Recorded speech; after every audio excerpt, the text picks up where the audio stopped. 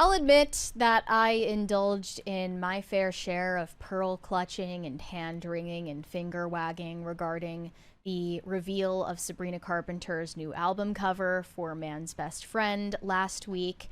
She has now responded to the discourse about it and some of her fans who were unhappy with this objectifying portrayal of women with an alternate album cover, which she jokes is now approved by God. You can see in this post, it is a tribute to a famous photo of Marilyn Monroe, and she's definitely going for the pinup retro aesthetic. One of her fans said the hate Sabrina is getting is exactly the same hate that Marilyn Monroe used to get when she was alive. What's not clicking to you people? And the theory here is that Marilyn Monroe was scapegoated for being a sexually liberated woman at a sexually repressed time in American culture.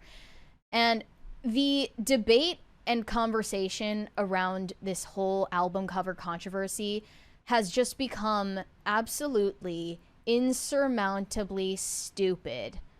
I don't even have the patience for it. But Time published an op-ed about the original cover and titled it, I kid you not, "Sabrina Carpenter is not the problem. Our lack of orgasms is." Bleh. Like, I don't understand these people. Yep. Why do they think that we live in the 1940s? Like, if you could argue that back then we had a repressed culture, okay, maybe you could convince me of that. But in 2025, you're telling me that we live in a culture that represses sexuality instead of constantly shoving it down all of our throats? Are you serious? Mm-hmm. Yeah, that's going to be a tough sell. So I read through the op-ed, which is written by Taylor Crumpton at Time magazine. Crumpton. Yeah, that's her actual name.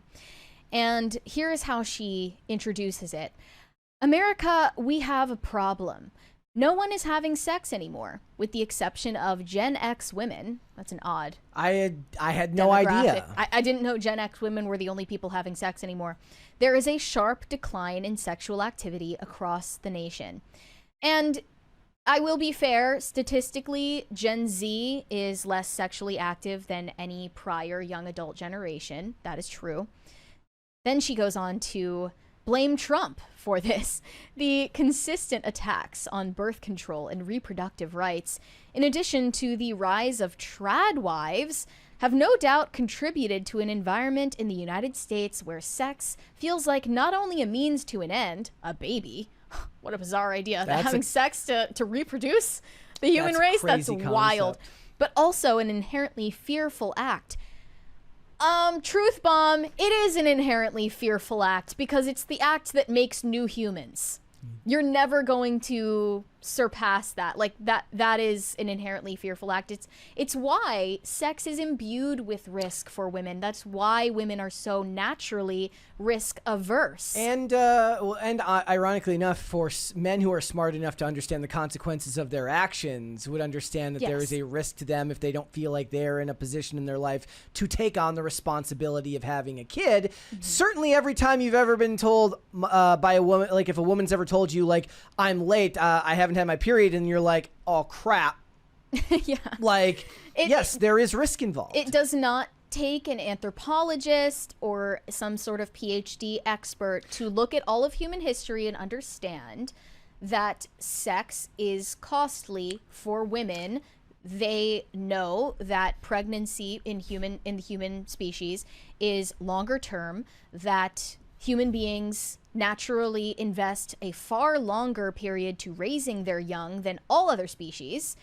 And this is an inherently risky behavior to engage in for women who are the incubators of new human life. But the thing is in the last however many decades between birth control and abortion, there hasn't been any perceived risk from society about any of that act because they can just kill the baby if they want. So it doesn't matter. The guy still had to have a certain amount of angst because she could decide to keep it and ask for child support. right? Well, the new reasons for anxiety surrounding sex have nothing to do with the natural risk of pregnancy, and has everything to do with basically Gen Z being frigid, prudish, socially anxious and inept, and fearing relationships, commitment, and intimacy for their own reasons. But she continues, "We do not live in a sexy economy." So when Sabrina Carpenter released the cover of Man's Best Friend, it was no surprise that she ruffled a few feathers and became yet another placeholder for America's sexual frustrations. So her idea is that Sabrina Carpenter is getting scapegoated for widespread sexual repression in America, which I think is patently ridiculous, because if you look around at our culture today, it's hypersexual, if anything, and completely drained of actual libido. Then she explains why the controversy arose over the original cover, not the alternate cover. And she said some parents view Sabrina Carpenter as a bad role model for their children, citing one mom who said, "Sabrina Carpenter is a bad influence on my 14-year-old daughter. She's a big fan of Sabrina Carpenter. I honestly thought she was great. All I knew was that she was a Disney Channel actor turned pop star, and I thought that was a good role model for my daughter to look up to." Keyword, thought. It started off innocently enough. The songs from the Emails I Can't Send album were relatively tame, especially compared to the more provocative tracks on Short and Sweet.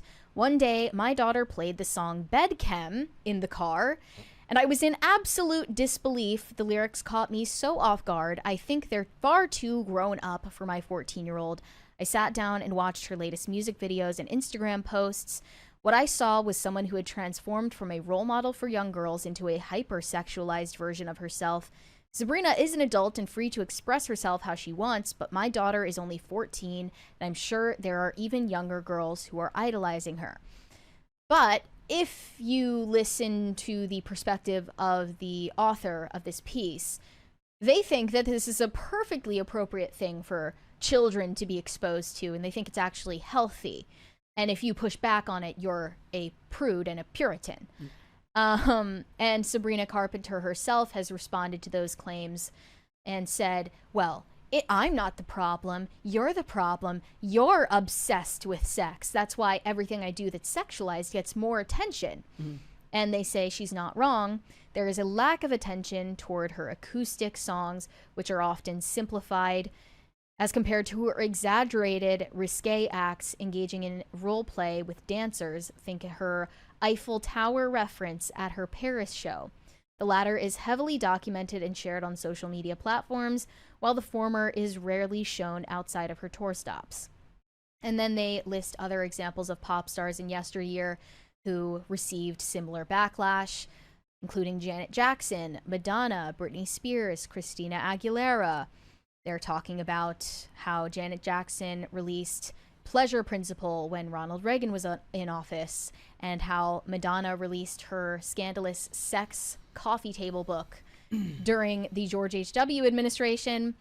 And then they mention Spears and Christina Aguilera leaving the girl next door persona behind when George W. Bush was in office.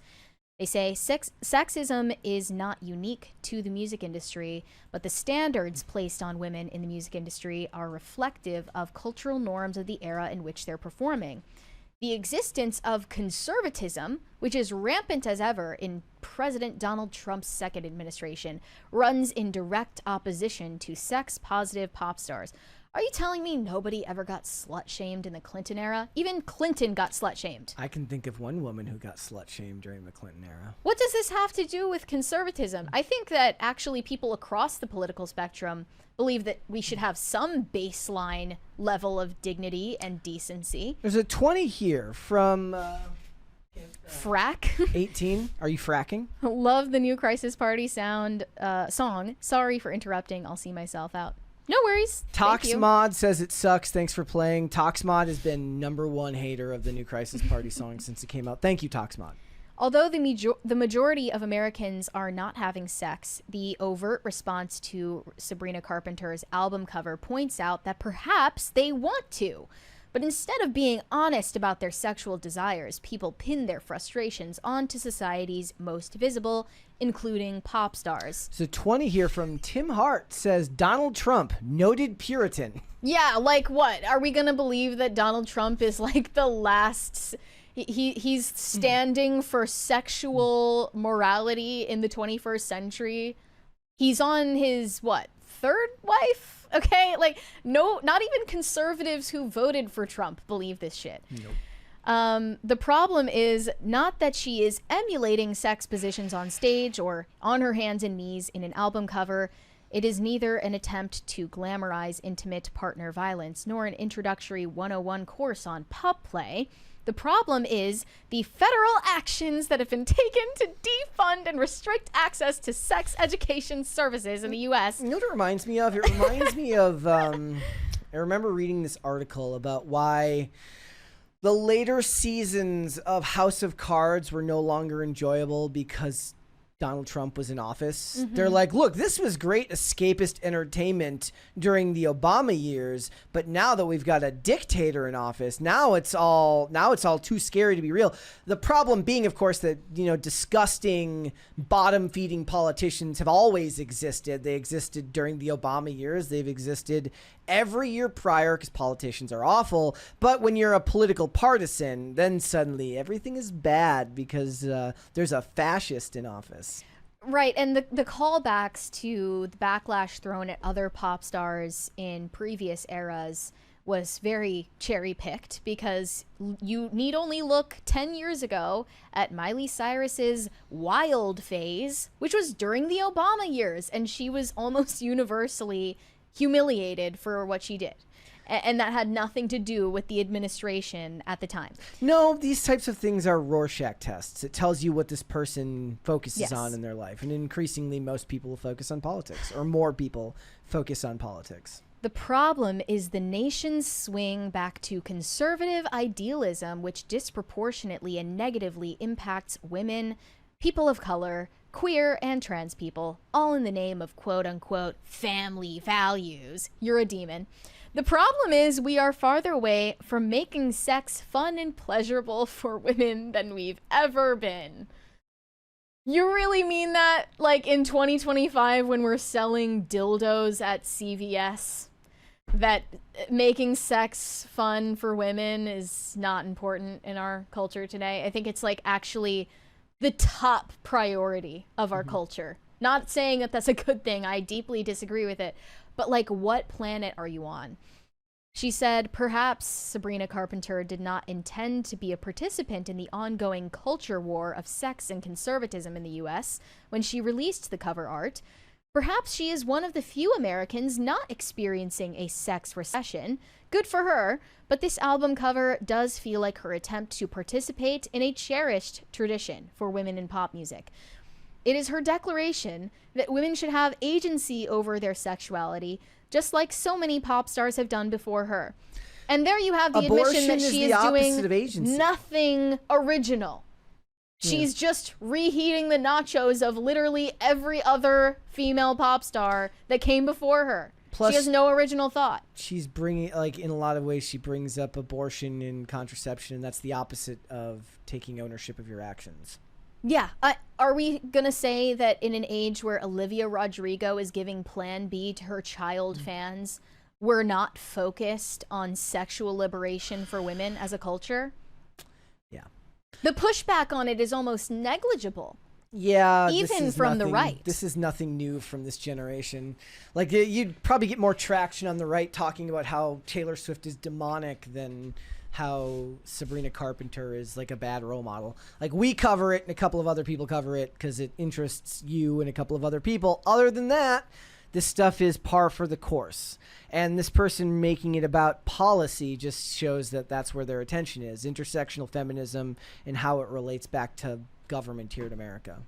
Well, as long as this author is bringing up previous examples of pop stars getting slut-shamed, there is, for the record, nothing to celebrate about the fact that Christina Aguilera released Genie in a Bottle in 1999 when she was 18 years old, a song that, by the way, was written by a committee of 3 adults much older than her, not her.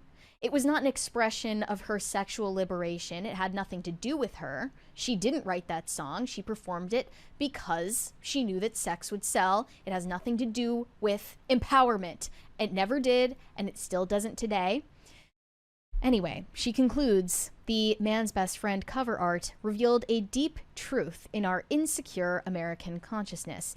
The inability to engage in healthy sexual behaviors, which is exacerbated by the influx of conservative content on social media, which makes women who are confident in their sexual desires the subject of unfair criticism and attack. It's scary to them just because of how free it looks. Yeah. When we see a pride parade in San Francisco with gay men leading each other around fully naked, on leashes, pissing in each other's mouths. What we're afraid of is how free they are. Yes, that's what we're afraid of. It's really because we're jealous. I mean, that's just like I cannot engage with an argument this disingenuous. It's just a straw man argument. Yeah.